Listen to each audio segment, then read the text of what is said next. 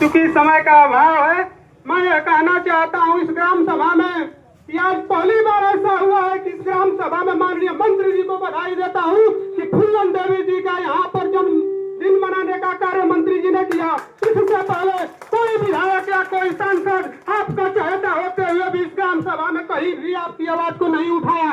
और आज मैं बताना चाहता हूं, इससे पहले भी इस ग्राम सभा में जो भी काम हुआ है, माननीय विधायिका सुनीता सिंह जी, इस गांव को दुख की बात है कि उन्होंने गोद लिया था और गोद लेने के बदले में उन्होंने मात्र 80 मीटर सीसी रोड दिया था,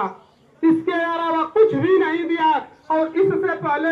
आज भी मैं कह रहा हूं, माननीय मंत्री जी 2014 में इस जमानिया ब्लॉक में सिर्फ 14 ग्राम लोहिया हुए थे, जिसमें विधायक जी ने इस ग्राम सभा को लोहिया करने का काम किया।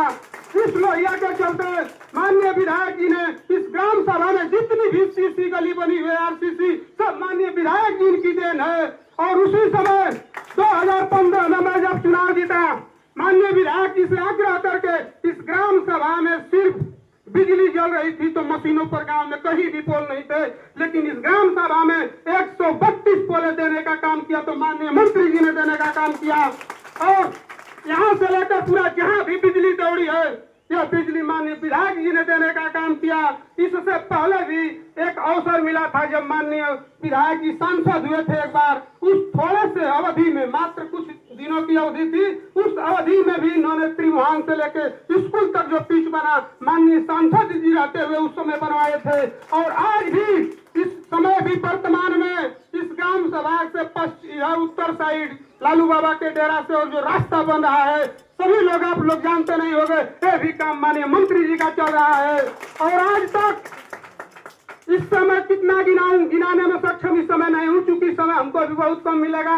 इस ग्राम सभा में जो भी काम हुआ है माननीय विधायक जी का हुआ है। और आशा है, मैं विश्वास दिलाता हूं मंत्री जी की ओर से आप लोगों को कि जो भी दिक्कतें होंगी माननीय मंत्री जी हमेशा आप लोगों के सम्मान में खड़े रहने का काम करेंगे। और आज